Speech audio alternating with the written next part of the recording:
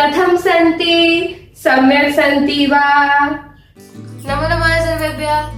मी नवज्योतीचा मी असिनिया। तो शुरू करते गाइस। तो मेरे बच्चों, जैसा कि आप सभी को याद ही होगा कि लास्ट वाले वीडियो में हमने देखा था ब्राह्मण ग्रंथ का इंट्रोडक्शन, ठीक है। एंड आई होप कि आप लोगों ने वो याद कर लिया होगा, ठीक है। तो आज की वीडियो में भी हम कंटिन्यू रखने वाले हैं उसी टॉपिक को, लेकिन आज हम देखेंगे ब्राह्मण ग्रंथों का वर्गीकरण, जो कि हमारा होगा वेदों के अनुसार। तो जैसे कि आप लोगों को पता ही है कि हमारे 4 वेद कहे जाते हैं और उन चारों के बेसिस पर हमारे ऋग्वेदीय ब्राह्मण होते हैं, यजुर्वेदीय ब्राह्मण होते हैं, जिसमें कि 2 आते हैं हमारे, जो कि शुक्ल यजुर्वेदीय और कृष्ण यजुर्वेदीय। अस्तु, फिर आ जाते हैं हमारे सामवेदीय ब्राह्मण, फिर उसके बाद आ जाते हैं हमारे लास्ट अथर्ववेदीय ब्राह्मण, ठीक है। तो अब हम बिल्कुल भी अपना टाइम वेस्ट नहीं करते और सीधा डाइव मारते हैं अपने आज के टॉपिक में, जो कि होने वाला है ऋग्वेदीय ब्राह्मण। तो आइए शुरू करते हैं। तो मेरे बच्चों, सबसे पहले आप ये देखो कि ऋग्वेदीय ब्राह्मण होते कितने हैं। एक तो होता है ऐतरेय ब्राह्मण, ठीक है। दूसरा हमारा होता है शांखायन ब्राह्मण, ठीक है। ये 2 टाइप के ब्राह्मण हमें प्राप्त होते हैं ऋग्वेदीय ब्राह्मण के अंतर्गत, ठीक है। तो अब हम देखेंगे इन दोनों ब्राह्मणों को एक एक करके, और सबसे पहले हम देखेंगे ऐतरेय ब्राह्मण को फुल ऑन डिटेल में, ठीक है। तो आइए देखते हैं। तो मेरे बच्चों, ये है हमारे ऐतरेय ब्राह्मण का इंट्रोडक्शन, ठीक है। पहला पॉइंट हमारा है कि इसके रचयिता महिदास ऐतरेय ऋषि माने जाते हैं। अब जो हमारे महिदास ऋषि हैं, इनके बारे में हमें बहुत ज्यादा जानकारी प्राप्त नहीं होती है, लेकिन उनके बारे में हमें ये जानकारी प्राप्त होती है छांदोग्य उपनिषद में कि इन्हें 116 वर्ष की आयु प्राप्त हुई थी, यानी कि जब इनकी मृत्यु हुई तब ये 116 वर्ष के थे। अस्तु, आगे देखो, ये जो हमारा ऐतरेय ब्राह्मण है, इसमें 40 अध्याय हैं, 8 पंचिकाएं हैं और 285 खंड हैं। अब समझो कि ये पंचिकाएं और खंड क्या है, ठीक। 40 अध्याय हैं, इसमें जब 5-5-5 में इन अध्यायों को बांटेंगे, यानी कि ग्रुप्स बनाएंगे, तो उन्हें हम पंचिकाएं कहते हैं। तो ऐसे 5-5-5 के ग्रुप्स हमारे पास 8 हैं और 8 × 5 = 40, तो यानी कि 40 अध्याय को हमने 8 पंचिकाओं में बांट दिया। ओके, अब ये जो अध्याय है, इन्हें आगे खंड में विभाजित किया जाता है। तो ये जो 40 अध्याय है, इनके आगे जाके हो जाएंगे 285 खंड, समझ गए।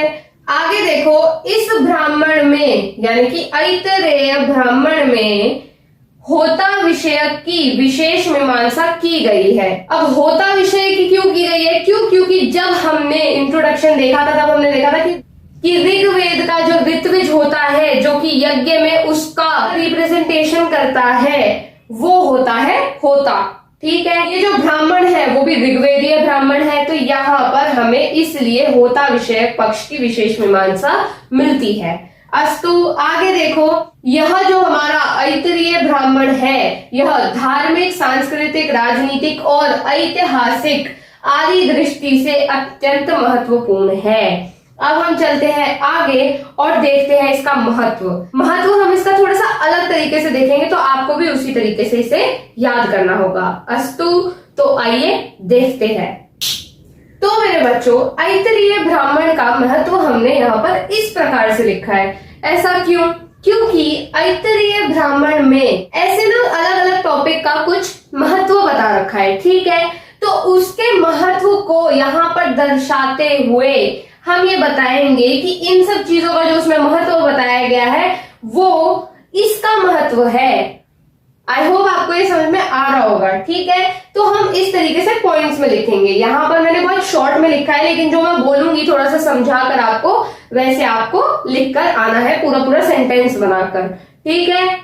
तो पहला जो हमारा पॉइंट है वो है यज्ञ का महत्व या फिर यज्ञ का महत्व, ठीक है। यज्ञ को ऐतरेय ब्राह्मण में ब्रह्म का रूप बताया गया है। दूसरा पॉइंट इसमें यह कहा गया है कि यज्ञ ही विष्णु है, ठीक है। इसमें यह कहा गया है कि यज्ञ के माध्यम से ब्रह्म की हम उपासना करते हैं, ठीक। और लास्ट पॉइंट में इसमें बताया गया है कि जो यज्ञ होता है वो पर्यावरण की शुद्धि में सहायता करता है। अस्तु, आगे चलो। दूसरा महत्व हमें बताया गया है विष्णु जी का। ठीक, पहले पॉइंट में इसमें बताया गया है कि ऐतरेय ब्राह्मण में विष्णु जी को बहुत उच्च स्थान प्रदान किया गया है। ठीक है, और इनके बारे में यह कहा गया है कि इनमें सभी देवता आ जाते हैं। अब वो कैसे, तो इसमें एक्सप्लेन करके कहा गया है कि अग्नि को प्रथम देवता माना गया है इसमें, और विष्णु को परम अथवा अंतिम देवता माना गया है। तो प्रथम और अंतिम के मध्य में जितना भी भाग है उसमें सभी देवतागण आ जाते हैं। अस्तु, आगे देखो, इसमें बताया गया है आचार शिक्षा के बारे में।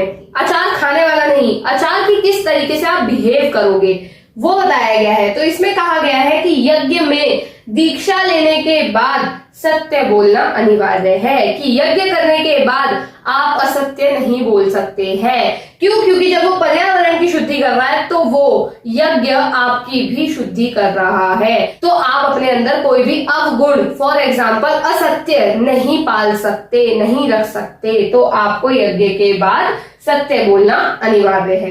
ठीक है, तो आप इसे ऐसे एक्सप्लेन करके लिख सकते हो। अब इन 3 पॉइंट्स को देखने के बाद हमारे थोड़े कुछ और पॉइंट्स रह गए हैं जो कि हम इसके महत्व में इंक्लूड कर सकते हैं। तो आइए उन्हें भी देखते हैं।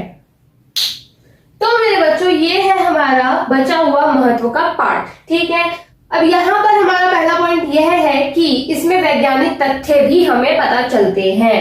फॉर एग्जाम्पल, तीसरे अध्याय में वर्णन है कि प्रारंभ में जो हमारी पृथ्वी है वह अत्यंत गर्म थी और वह मनुष्यों के रहने लायक नहीं थी। ठीक है, कि वहां पर मनुष्य निवास नहीं कर सकते थे। ठीक है, उसी उष्णता यानी कि उसी गर्मी, उसके कारण पृथ्वी ऊंची नीची हो गई।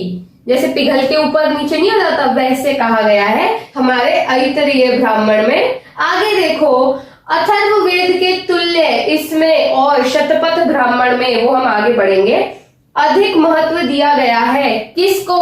अतिथि सत्कार को। इसमें अतिथि सत्कार के लिए आतिथ्य इष्टि का विधान है। इसका अर्थ यह है कि जब आप किसी अतिथि का वेलकम करते हो तो उसके लिए एक छोटा सा यज्ञ करवाना।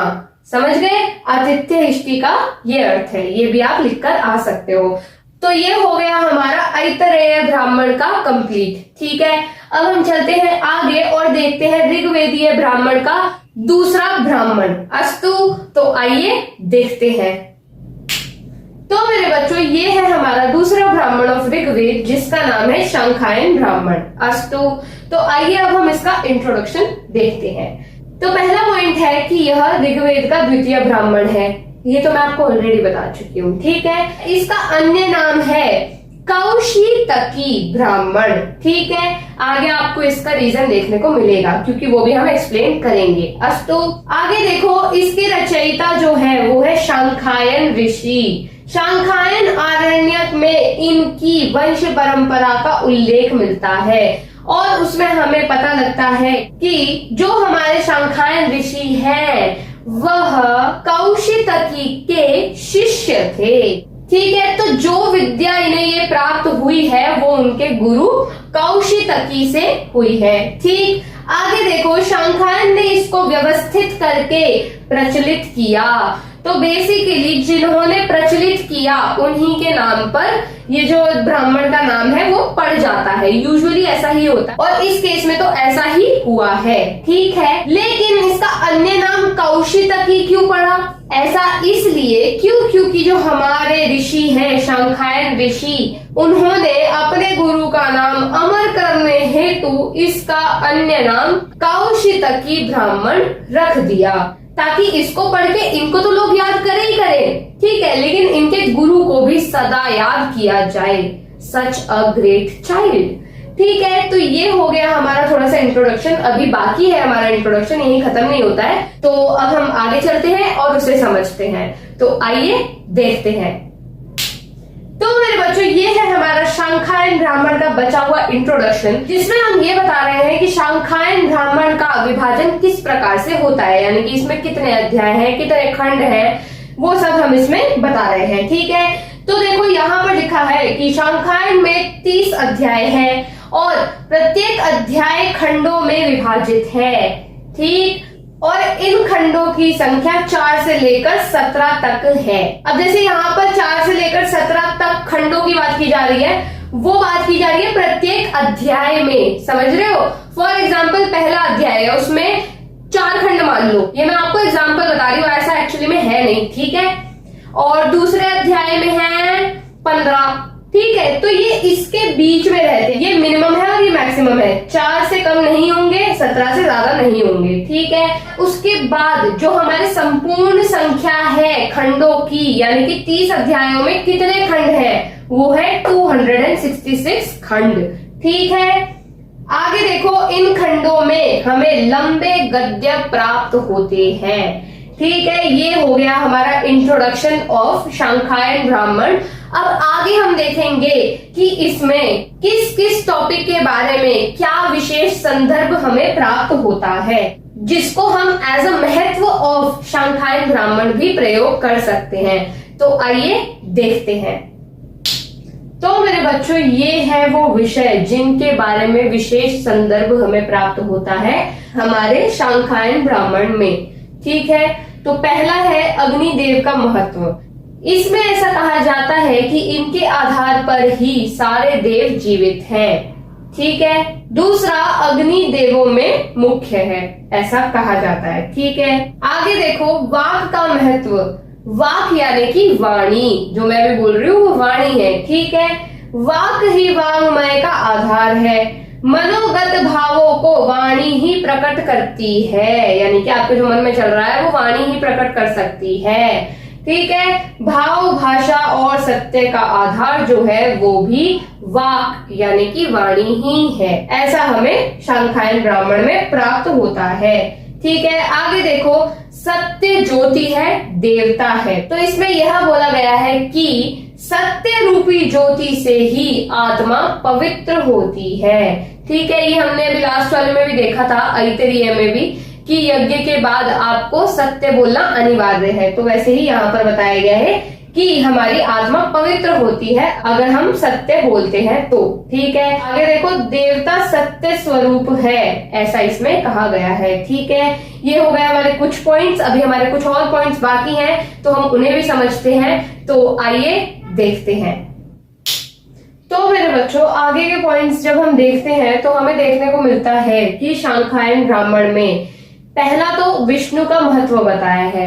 अब देखो, यहाँ पर कहा गया है कि अग्नि नीचे की ओर है और विष्णु ऊपर, लेकिन ऐतरेय में हमें बताया गया था कि अग्नि सबसे प्रथम है और विष्णु सबसे परम यानी कि अंतिम में, ठीक है। तो ये डिफरेंस है, बिल्कुल भी कंफ्यूज मत होना इसमें, ठीक है। तो इन दोनों के बीच में, यानी कि जहां पर अग्नि नीचे की ओर है और विष्णु ऊपर की ओर, उनके बीच में 33 देवता आते हैं। आगे देखो, प्राण ही 33 देव हैं। फॉर एग्जाम्पल 33 कोटि देवी देवताओं का हमने विभाजन कभी ना कभी तो सुना ही होगा, राइट। तो वैसे ही यहाँ पर ये जो 33 देवता लिखे गए हैं, इनका हम यहाँ पर विभाजन देखेंगे। अस्तु, तो यहाँ पर 11 है प्राण प्रयाज, ठीक है, 11 है अपान अनुयाज और बचे हुए 11 है समान प्राण, ठीक है। इसी प्रकार प्राण ही 3 रूपों में, ठीक है, ऊपर आ जाएगा,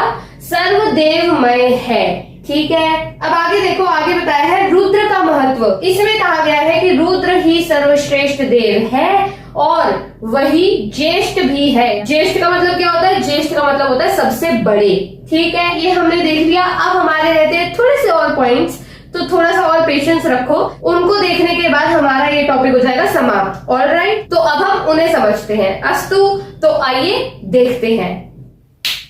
तो मेरे बच्चों, ये है हमारे कुछ फाइनल पॉइंट्स, ठीक है।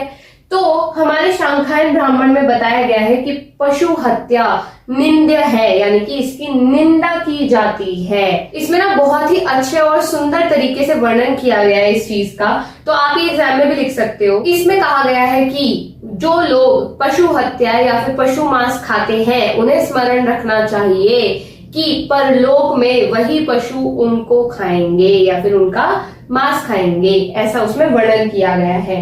प्लस पशु हत्या निंद्य है, यह जो बात है वो पशु बलि के विरुद्ध एक क्रांति मंत्र के रूप में यहाँ पर दिखाई गई है। ठीक है, आगे देखो, वाणी विश्वामित्र है, वाणी से यज्ञ किया जाता है, इसलिए वाणी को यहाँ पर विश्वामित्र कहा गया है। कहाँ? हमारे शांखायन ब्राह्मण में। आगे देखो, नृत्य गीत और वाद्य शिल्प है। नृत्य गीत और वाद्य इन तीनों को मिलाकर संगीत शिल्प होता है। समझ रहे हो? शिल्प का क्या अर्थ होता है? शिल्प का अर्थ होता है बनाना, ढांचे में ढालना। तो नृत्य गीत और वाद्य को मिलाकर संगीत शिल्प यानी कि बनता है। अस्तु, आई होप ये आपको समझ में आ गया होगा। तो अब हमारा शांखायन ब्राह्मण इसी के साथ समाप्त होता है। ऑल्सो हमारा ऋग्वेदीय ब्राह्मण भी यहाँ पर समाप्त हो जाता है। तो आज के लिए हम इतना ही पढ़ेंगे। क्यों? क्योंकि हमें अपने दिमाग पर बहुत ज्यादा प्रेशर नहीं डालना है। प्लस आपको अगला वीडियो आने से पहले ये वाला टॉपिक पूरा याद कर लेना है। अस्तु, तो आपको अगर इस टॉपिक में या फिर इससे पहले वाले किसी भी टॉपिक में कोई भी डाउट हो तो do comment, we'll try to solve them all. और हाँ, आज के लिए केवल इतना ही। अब हमारी मुलाकात होगी अगले वीडियो में। तब तक के लिए धन्यवाद। नमो नमः, पुनः मिलामः।